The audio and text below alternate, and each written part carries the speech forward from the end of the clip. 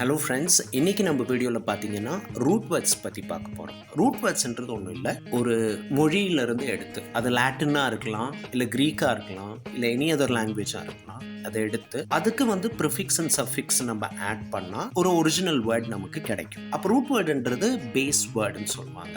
அப்போ ரூட் வேர்டை மட்டும் நம்ம தனியாக எடுத்துக்கிட்டோம் அப்படின்னா அதில் ப்ரிஃபிக்ஸும் இருக்காது, சஃபிக்ஸும் இருக்காது. ப்ரிஃபிக்ஸோ சஃபிக்ஸோ ஆட் பண்ணுறப்ப தான் ஒரு புது வேர்ட் வந்து கிரியேட் ஆகும். இப்போ ரூட் வேர்டுன்றது என்னன்னு பார்த்தீங்கன்னா, it's like a root of a plant. அது எவ்வளோ ஸ்ட்ராங்காக இருக்கோ அதுக்கேற்ற மாதிரி அதோட அந்த ஸ்டெம் டெவலப் ஆகும், அப்புறம் நிறைய பிரான்ச்சஸ் டெவலப் ஆகும். ஒரு ரூட் வேர்டை வந்து நம்ம எந்த லாங்குவேஜ்லேருந்து வேணாலும் எடுத்துக்கலாம்.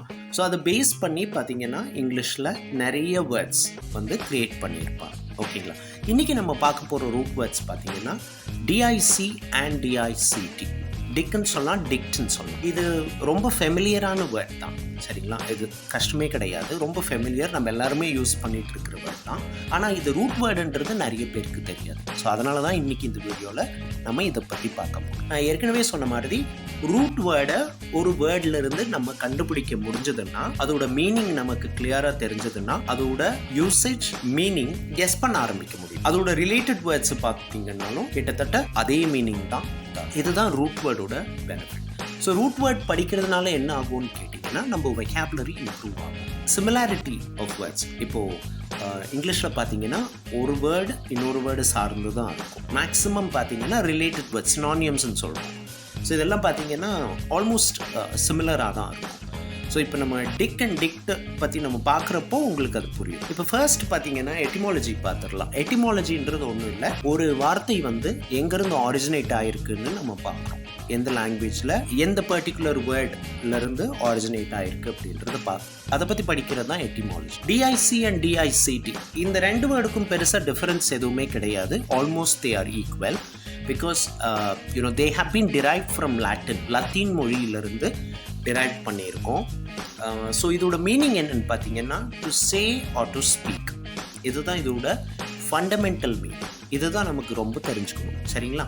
அப்போது ஒரு வார்த்தையில் டிஐசி அல்லது டிஐசிடி அப்படின்னு இருந்துச்சுன்னா it only means that the word is referring to either saying something or speaking something. இது ரிலேட்டடாக தான் ஏதோ சொல்ல வருதுன்னு நம்ம புரிஞ்சுக்கலாம்.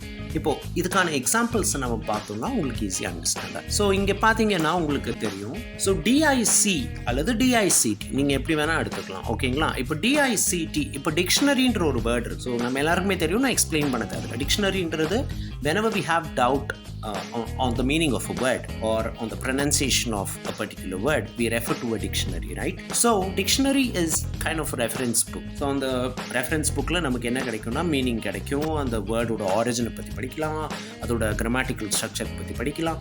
இந்த மாதிரி வந்து ஒரு டிக்ஷனரின்றது ஒரு source of reference for us to understand about a particular word. It could be meaning, it could be etymology, it could be anything. Okay, even examples கூட நம்ம ரெஃபர் பண்ண முடியும், ப்ரொனன்சியேஷன் கூட ரெஃபர் பண்ண முடியும். ஸோ டிக்ஷனரின்ற வேர்டை பார்க்குறப்போ அந்த ரூட் வேர்டு அதில் இருக்குது பாருங்க, டிஐசி அல்லது டிஐசிடி அப்படின்ற ரூட் வேர்டு அதுலேயே இருக்குது. ஸோ அப்போ டிக்ஷனரின்றது it tells us something about the meaning of a வேர்டுன்னு வச்சு அந்த ஃபண்டமெண்டல் மீனிங் நமக்கு கிடைச்சிருச்சு. பார்த்தீங்கன்னா இப்படி தான் வந்து நம்ம ரூட் வேர்டை நெக்ஸ்ட் பார்த்தீங்கன்னா டிக்ஷன்ன்ற ஒரு வேர்டு இருக்குது.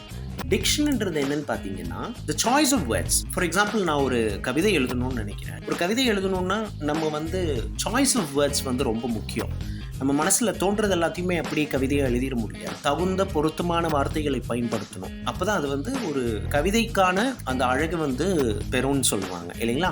ஸோ அதுதான் வந்து டிக்ஷன். ஸோ டிக்ஷன்ன்றது என்ன பார்த்தீங்கன்னா ஒரு விஷயத்தை எக்ஸ்பிரஸ் பண்ணுறதுக்கு நம்ம எந்த அளவுக்கு வேர்ட்ஸை அப்ராப்ரியேட்டாக யூஸ் பண்ணுறோம். ஒரு மேடையில் ஒருத்தர் பேசணும்னு நினைக்கிறாரு, அவர் எப்படி வார்த்தைகளை பயன்படுத்துகிறார். ஒருத்தர் ஒரு புக் எழுதணும்னு நினைக்கிறார், அந்த புத்தகத்தில் எப்படி அவரோட வார்த்தைகளை பயன்படுத்துகிறார் அப்படின்றது எல்லாமே தெரிஞ்சுக்கிறது வந்து டிக்ஷன். இதுலேயும் வந்து டிஐசிடி அப்படின்ற ரூட் வேர்ட் இருக்குது. இப்போ அடுத்ததாக பார்த்தீங்கன்னா ரொம்ப இன்ட்ரெஸ்டிங்கான வேர்ட் டிக்டேட். டிக்டேட்ன்றது நமக்கு ரொம்ப ஃபெமிலியரான ஒரு வேர்ட். பிகாஸ் நம்ம எல்லாருமே டிக்டேஷன் எடுத்திருப்போம் ஸ்கூலில். ப்ரைமரி ஸ்கூல் படிச்சுட்டு இருக்கிறப்போ டிக்டேஷன் வந்து டீச்சர்ஸ் கொடுத்துருப்பாங்க, நம்ம எழுதியிருப்போம். ஸோ டீச்சர்ஸ் டிக்டேட் பண்ணியிருப்பாங்க, நம்ம எழுதியிருப்போம், இல்லைங்களா? ஸோ டிக்டேஷன்ன்றது it's nothing but either speaking aloud அல்லது வந்து ஒருத்தர் சொல்கிறத வச்சு நம்ம எழுதுறது. ஓகே, டிக்டேஷன், ஓகே அப்படின்னு சொல்கிறோம், இல்லைங்களா? ஸோ அகெயின் இந்த ரூட் வேர்டோட மீனிங் நமக்கு அதில் வந்துடுது. ஸோ இந்த டிக்டேட் அப்படின்ற ஒரு விஷயத்துலேருந்து தான் டிக்டேட்டர், டிக்டேட்டர்ஷிப் இப்படின்றது எல்லாமே காயின் ஆகுது. டிக்டேட்டர்னா சர்வாதிகாரின்னு சொல்லுவோம். ஓகே, ஹிட்லர் ஒரு டிக்டேட்டர், நம்ம எல்லாருக்குமே தெரியும். ஒரு டிக்டேட்டர்னா ஃபுல் அத்தாரிட்டி இருக்கும், அப்சல்யூட் அத்தாரிட்டி இருக்கும்னு சொல்கிறாங்க ஒரு கண்ட்ரி மேலே, ஒரு பொலிட்டிக்கல் பார்ட்டி மேலே. ஸோ ஒரு டிக்டேட்டரோட வேலை என்னென்னா அவர் சொல்கிறது தான் சட்டம் அப்படின்றது. இதை தான் வந்து நம்ம டிக்டேட்டர்ஷிப்னு சொல்கிறோம். ஸோ இந்த வேர்ட்ஸ் எல்லாம் பார்த்தீங்கன்னா எப்படி காயின் ஆகுதுன்னு, இது எல்லாமே எதிலிருந்து வந்த வேர்ட்ஸ்ன்னு பார்த்தீங்கன்னா இந்த டிஐசி அல்லது டிஐசிடின்ற ரூட் வேர்ட்லேருந்து. இதே மாதிரி ப்ரெடிக்ட். இப்போது இதில் நீங்கள் கவனிக்க வேண்டியது என்ன அப்படின்னா, ஒரு ரூட் வேர்டுக்கு ப்ரெஃபிக்ஸை கொடுத்து ஒரு வேர்டாக வந்து நம்ம க்ரியேட் பண்ணலாம், அல்லது சஃபிக்ஸை வச்சு வேர்டாக க்ரியேட் பண்ணலாம். இது depends on the word again, right? So predict அப்படின்னு பார்த்தீங்கன்னா ஒரு விஷயத்தை வந்து அசியூம் பண்ணிக்கிறது, அல்லது முன்கூட்டியே நினைக்கிற ஒரு விஷயத்தை வந்து நம்ம இதுதான் நடக்க போகுதுன்னு சொல்லி ப்ரெடிக்ஷன் அப்படின்னு சொல்லுவாங்க. ஸோ அகெயின் அதில் வந்து அதே தான். சரி, ஒரு ப்ரெடிக்ஷன் என்னென்னா, ஒரு அஸ்ட்ராலஜர் வந்து ப்ரெடிக்ட் பண்ணுறாரு, ஒரு ஃப்யூச்சர் ஈவெண்ட்டை ப்ரெடிக்ட் பண்ணுறாரு. அப்போ அவர் வந்து என்ன செய்கிறாரு, ஃப்யூச்சரில் இது நடக்கும் இல்லை இது நடக்கலாம் அப்படின்னு வந்து அவர் சொல்கிறாரு. ஸோ ஃபண்டமெண்டல் மீனிங் வந்துருச்சு பார்த்தீங்களா, ரூட் வேர்டோட மீனிங் என்ன, to say or to speak or to tell something, right? அது வந்துருச்சு. அப்புறம் அடிக்ஷன்ன்ற ஒரு வேர்ட். அல்லது அடிக்ஷன்ன்றது பார்த்தீங்கன்னா ஒரு விஷயத்தில் அதிகமாக ஈடுபடுறது, ஒரு செயலில் ஈடுபடுறது. கேம் விளையாடுறது ஒரு அடிக்ஷனாக இருக்கலாம்.